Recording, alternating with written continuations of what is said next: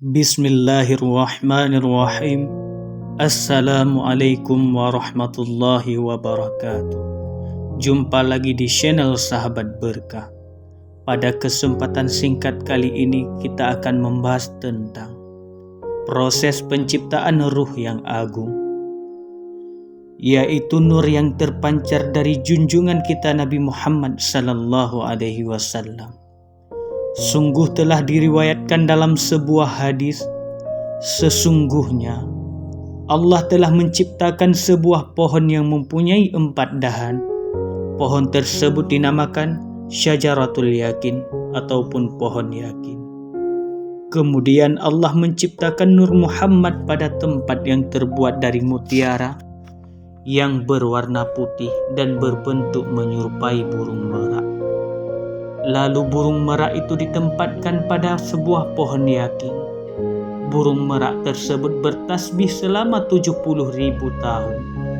Kemudian Allah menciptakan Mir'atul Hayat, yaitu cermin kehidupan. Cermin ini diletakkan di hadapan burung-burung merak tersebut.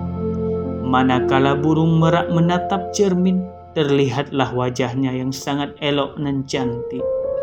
Dia pun merasa malu kepada Allah, sehingga meneteslah keringatnya sampai 6 tetesan. Sahabat berkah yang dirahmati Allah, adapun tetesan tersebut diantaranya ialah: dari tetesan pertama, Allah menciptakan Abu Bakar As-Siddiq radhiyallahu anhu, dan dari tetesan kedua diciptakannya Umar bin Khattab radhiyallahu anhu. Dari tetesan ketiga diciptakan pula Utsman bin Affan, dan dari tetesan keempat diciptakannya Ali bin Abi Thalib. Dari tetesan kelima diciptakannya bunga mawar. Dari tetesan keenam diciptakannya padi. Kemudian Nur Muhammad bersujud di hadapan Allah 5 kali. Sehingga hal tersebut menjadikan kewajiban bagi kita semua dan diwajibkannya salat 5 waktu. Dan dari keringat hidungnya diciptakan malaikat. Dari keringat wajahnya diciptakan arash, kursi, lauh mahfud, kalam, matahari, bulan, hijab dan sesuatu yang ada di langit. Dari keringat dadanya diciptakan para nabi dan rasul, para ulama, syuhada dan salihin. Dari keringat punggungnya diciptakan Baitul Makmur, Ka'bah, Baitul Maqdis dan tempat-tempat masjid di seluruh dunia. Dari keringat kedua alisnya diciptakan umat Muhammad dari kaum mukminin dan kaum muslim, laki-laki dan perempuan. Dari keringat kedua telinganya diciptakan ruh orang-orang Yahudi, Nasrani, Majusi dan sebangsanya, seperti orang yang kufur, orang kafir dan orang-orang munafik. Dan dari keringat kedua kakinya diciptakanlah bumi yang terbentang dari timur sampai barat, beserta seluruh isi yang ada di dalamnya. Sahabat berkah yang dirahmati Allah, setelah itu Allah Ta'ala berfirman kepada Nur Muhammad, "Lihatlah di hadapanmu wahai Nur Muhammad." Maka Nur Muhammad melihat di depannya ada nur, di belakangnya ada nur, di kanannya ada nur, dan di kirinya juga ada nur. Nur-nur tersebut adalah nur para sahabatnya di dunia, yaitu Abu Bakar As-Siddiq, Umar bin Khattab, Utsman bin Affan, dan Ali bin Abi Thalib radhiyallahu anhu. Lalu Nur Muhammad bertasbih selama 70.000 tahun. Lalu diciptakan nur para nabi dari Nur Muhammad. Kemudian Allah memandang Nur Muhammad, maka diciptakan ruh para nabi dari keringat ruh Nabi Muhammad sallallahu alaihi wasallam. Dan dari ruh para nabi tersebut diciptakan ruh para umatnya masing-masing. Sedangkan ruh kaum mukminin umat Muhammad diciptakan langsung dari keringat ruh Nabi Muhammad. Lalu para ruh semuanya mengucapkan, "Tiada Tuhan yang berhak disembah selain Allah, dan Muhammad adalah Rasul utusan Allah." Setelah itu Allah Ta'ala menciptakan pelita lampu dari batu akik berwarna merah, yang bagian dalamnya dapat terlihat dari bagian luar. Dan Allah menciptakan wajah Muhammad sebagaimana wajahnya di dunia, dan diletakkan pada pelita lampu tersebut. Nur Muhammad berdiri di dalamnya seperti berdirinya orang yang sedang sholat, sedangkan ruh para nabi berputar-putar mengelilinginya seraya membaca tasbih dan tahlil selama 100 tahun. Sahabat berkah yang dirahmati Allah, kemudian Allah Ta'ala memerintahkan semua ruh supaya melihat rupa Muhammad. Dan dari penglihatan ruh tersebut, Allah Subhanahu wa Ta'ala menjadikan orang yang melihat kepalanya akan menjadi seorang khalifah dan raja ataupun sultan. Orang yang melihat dahinya akan menjadi pemimpin ataupun ratu yang adil. Orang yang melihat kedua matanya akan menjadi orang yang hafal Al-Quran ataupun Al-Hafidh. Orang yang melihat kedua alisnya akan menjadi seorang pengukir ataupun pelukis. Dan orang yang melihat kedua telinganya akan menjadi orang yang suka mendengar dan menerima nasihat.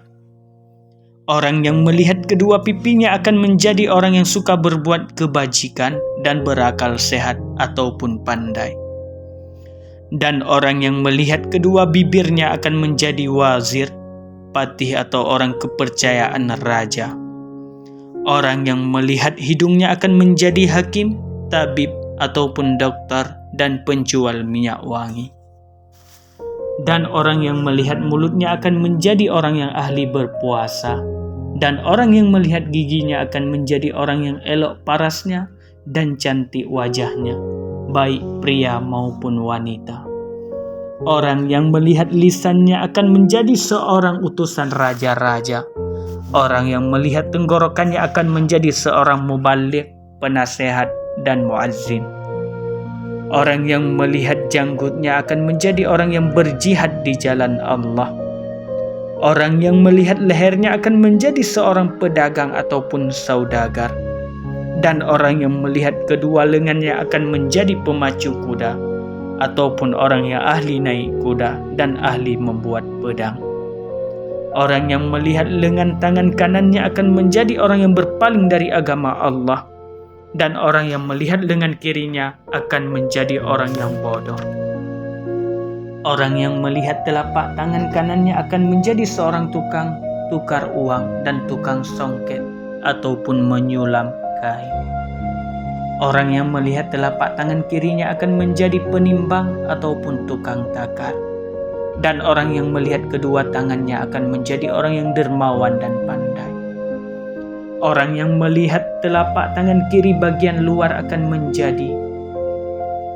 Orang yang melihat telapak tangan kanan bagian luar akan menjadi tukang masak ataupun koki. Orang yang melihat ujung jarinya akan menjadi seorang penulis ataupun katib. Orang yang melihat jari-jari kanan akan menjadi seorang penjahit.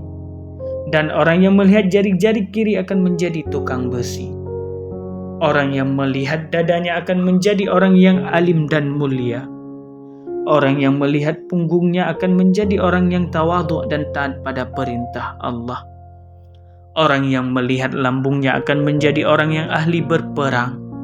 Orang yang melihat perutnya akan menjadi orang yang qanaah menerima apa adanya dan zuhud tidak bergantung pada dunia. Dan orang yang melihat kedua lututnya akan menjadi orang yang ahli rukuk dan sujud ataupun sholat. Orang yang melihat kedua kakinya akan menjadi seorang pemburu. Orang yang melihat bawah telapak kaki akan menjadi orang yang suka berjalan-jalan. Orang yang melihat bayangannya akan menjadi ahli lagu ataupun penyanyi dan penabuh gendang ataupun pemusik.